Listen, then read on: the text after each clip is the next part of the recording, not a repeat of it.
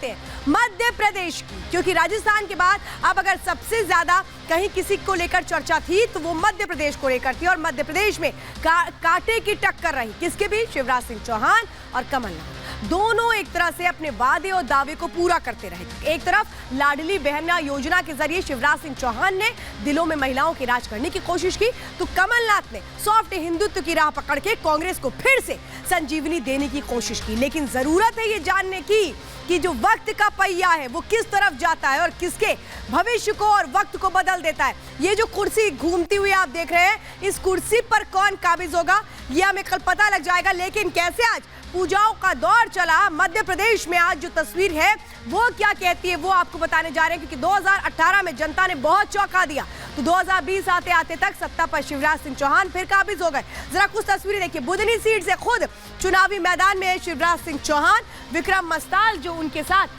उन टक्कर उनको दे रहे हैं, जो एक तरह से कहे कि ये कहा गया कांग्रेस की ओर से कि उन्हें कोई मिला नहीं तो उन लोगों को ले आए जो एक्टिंग किया करते थे। अब समझिए दूसरी सीट दतिया, ये भी हाई प्रोफाइल सीट है। नरोत्तम मिश्रा वर्सेस अवधेश नायक इस सीट पर है। नरोत्तम मिश्रा जिन पर दांव लगाया बीजेपी ने, कैलाश विजयवर्गीय को अहम चेहरे के तौर पर बीजेपी ने पोर्ट्रे किया। इंदौर 1 से चुनावी मैदान में है, संजय शुक्ला उनके सामने है, तो कैलाश विजयवर्गीय को बड़ी जिम्मेदारी दी गई कि उनके प्रभाव क्षेत्र के साथ साथ बाकी सीटों पर भी जीत का फॉर्मूला तय करें। विवेक बंटी साहू छिंदवाड़ा से, छिंदवाड़ा हाई प्रोफाइल है क्योंकि कमलनाथ यहां से हमेशा चुनावी मैदान में रहे, जीतते रहे 1980 के बाद से। और अब देखिए अगली सीट समझिए, इमरती देवी जो डबरा से है, सुरेश राजे उनके सामने खड़े हुए हैं। अपनी सीट को बचाना चुनौती इमरती देवी के लिए कितनी बड़ी है इस बात से समझा जा सकता है कि सीट आरक्षित है। प्रहलाद पटेल को जब केंद्र ने भेजा था तो कई सवाल खड़े हुए थे। नरसिंहपुर से चुनावी मैदान में लखन सिंह पटेल उनके सामने है, कांग्रेस ने लखन सिंह पटेल को उतारा। आप देखिए फगन सिंह कुलस्ते, ये बहुत अहम नाम है जिनको केंद्र ने सीधे सीधे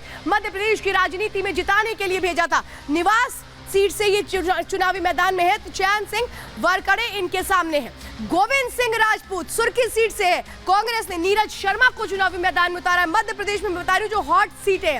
ध्रुव नारायण सिंह भोपाल मध्य प्रदेश सीट से ये चुनावी मैदान में बीजेपी के उम्मीदवार हैं, तो आरिफ मसूद को कांग्रेस ने चुनावी मैदान में उतारा है। ये सारी की सारी सीटें समझिए बहुत डिसाइडिंग फैक्टर्स है। विश्वास सारंग जो अभी भी मध्य प्रदेश सरकार में मंत्री हैं, उनको चुनावी मैदान में उतारा गया नरेला से, जहां से वो चुनाव जीतते आए हैं। और मनोज शुक्ला उनके सामने है, कांग्रेस ने मनोज शुक्ला को उनके सामने खड़ा है किया है। और ये वो तैयारी, ये वो बड़े चेहरे जिनके जरिए बीजेपी ने ये बताने की कोशिश की कि कैसे इस बार चुनावी रणनीति में बदलाव किया गया। देखिए ये आप देख रहे हैं, कल यही वो जगह है जहां से समझ में आएगा पहले रुझान आएंगे, फिर उसके बाद नतीजे आएंगे। लेकिन तैयारी काउंटिंग सेंटर्स पर किस तरह से है ये आपको बता रहे हैं। काउंटिंग सेंटर्स पर जो तैयारियां थी वो कितनी पुख्ता थी ये समझने के लिए चलिए चलते हैं अपनी सहयोगी अनामिका सिंह के पास और उनकी एक रिपोर्ट देखते हैं। मध्य प्रदेश में एक बार फिर से खिलेगा कमल या फिर बनेगी कमलनाथ की सरकार, इस पर पूरे देश की निगाहें लगी हुई हैं। इस बीच मेरी मौजूदगी भोपाल में है, जहां पर मतगणना स्थल पे तैयारियां जोरों पर चल रही हैं। इस वक्त देखिए भोपाल में जिस तरीके से विधानसभा निर्वाचन 2023 मतगणना स्थल जो बनाया गया है, ये पुरानी केंद्रीय जेल है जिसको मतगणना स्थल में तब्दील किया गया है। और देखिए अभी से यहाँ पर जो पुलिसकर्मी दिखाई दे रहे हैं, आपको मुस्तैद दिखाई दे रहे हैं। आसपास के जो पुलिस वाले हैं जिलों के, उनकी भी यहाँ पे तैनाती कर दी गई है। आज हमें यहाँ तक मूवमेंट करने का मौका मिल रहा है, लेकिन कल हमें यहाँ पे मूवमेंट करने का मौका नहीं मिलेगा। मोबाइल प्रतिबंधित क्षेत्र ये बनाया गया है, यानी कि इसके आगे आप मोबाइल नहीं यूज कर सकेंगे। कल ये जो बैरिकेडिंग देख रहे हैं आप, ये काफी दूर तक लगी रहेगी। और जिस तरीके से भले नेताओं की ओर से बड़े बड़े दावे किए जा रहे हो, अपनी ओर से आश्वासन दिया जा रहा हो, सीटों को लेकर के बातें कही जा रही हो, लेकिन रुझानों से इतर जो नतीजे होंगे वो ये बताएंगे कि मध्य प्रदेश ने किसको अपना सिरमौर चुना है। और इसके लिए कम से कम मतगणना स्थल पर तैयारियां जोरों पर दिखाई दे रही हैं। तो मतगणना स्थल पर तैयारियां कितनी जोरों पर थी ये भी आपने देखा इस ग्राउंड रिपोर्ट के जरिए। लेकिन मध्य प्रदेश में किस तरह से आज पूजा पाठ का सिलसिला चला, भगवान से कामना हुई कि इस बार तो सत्ता दिला दो जरूर। जरा देखिए रिपोर्ट।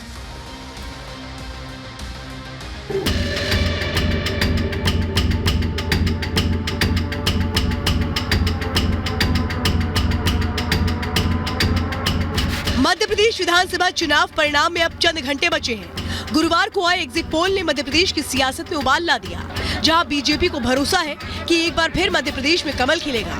वहीं कांग्रेस इस बार सरकार बनाने का दावा कर रही है। एग्जिट पोल में बीजेपी की बढ़त को देखते हुए कांग्रेस नेताओं में खलबली मची है। एग्जिट पोल को गलत बताते हुए कांग्रेस के कई दिग्गज प्रदेश में कमलनाथ की सरकार बनने का दावा कर रहे हैं। सभी जो विधायक जीतेंगे उसके बाद उनको कमलनाथ ने बंगले पे बुलाया है, तो क्या नहीं एकजुट भाई कांग्रेस विधायक दल की बैठक होगी जिसमें कमलनाथ जी को हम लोग मुख्यमंत्री चुनेंगे, तो उसके लिए तो आना ही है। क्या ऑपरेशन लोटस जैसा कुछ ना हो, इसके लिए भी कुछ एहतियात कदम? सब ये पुरानी चीजें हो गई जो अब फेल है। ये कमलनाथ जी ने एक चीज और कही है, मैं 18 वाला कमलनाथ नहीं हूँ, मैं 2023 वाला कमलनाथ। एग्जिट पोल में बीजेपी की बढ़त के बावजूद कांग्रेस के नेता और कार्यकर्ताओं में उत्साह है। नतीजे आने से पहले ही भोपाल में कमलनाथ की बधाइयों के पोस्टर लगने लगे।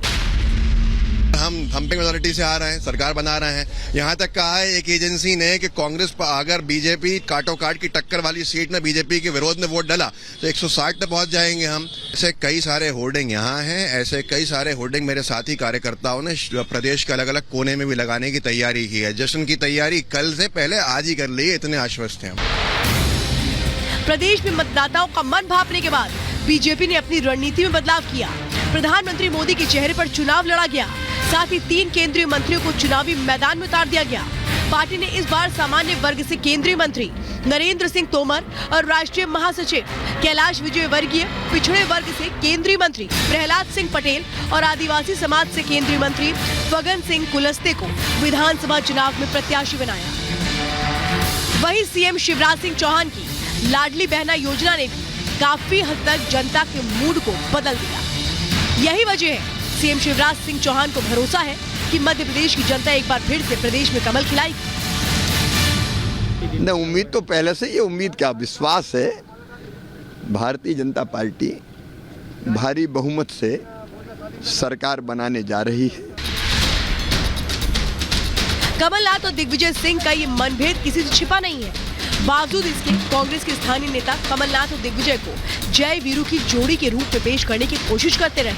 जहां सनातन और हिंदुत्व के मुद्दे पर कांग्रेस की छवि सुधारने के लिए कमलनाथ ने अपने क्षेत्र छिंदवाड़ा में हनुमान जी की 101 फीट ऊंची प्रतिमा लगवा दी। वहीं प्रियंका गांधी भी मध्य प्रदेश के मंदिरों में चक्कर लगाती नजर आई, लेकिन एग्जिट पोल के आंकड़ों ने कांग्रेसी नेताओं के माथे पर बल ला दिया। बावजूद इसके कमलनाथ अपनी जीत का दावा कर रहे हैं। कल इसी टाइम आप लोग सब आइएगा, लंबी चर्चा करेंगे। ये सब अगर बीजेपी के पास 160 सीट है तब ये क्यों सब नाटक कर रही है, इससे बात करो उससे बात करो। ना, मुझे मध्य प्रदेश की मतदाताओं पर पूरा विश्वास है। एग्जिट पोल ने बीजेपी और कांग्रेस दोनों की चिंताएं बढ़ा दी हैं। इन पार्टियों के नेता भले ही अपनी जीत का दावा कर रहे हों, लेकिन दोनों ही तरफ बागियों और निर्दलियों से संपर्क साधा जा रहा है। वहीं ग्राउंड पर मौजूद हमारी सहयोगी ने काउंटिंग से पहले जनता का मिजाज जाना। तो मेरे विश्लेषण से कम लोकसभा चुनाव तक तो मामा ही रहेंगे। शिवराज ही बनेंगे और कौन बनेंगे? वही चला सकते हैं और कोई चला भी नहीं सकता। नहीं, भाजपा पूर्ण बहुमत से विजय प्राप्त करेगी। प्रत्याशियों के भाग्य का फैसला जनता ने कर दिया है। इंतजार है तो बस कल का, जब पता चलेगा कि आखिर जनता ने किसके हाथ में प्रदेश की कमान देने का फैसला किया है।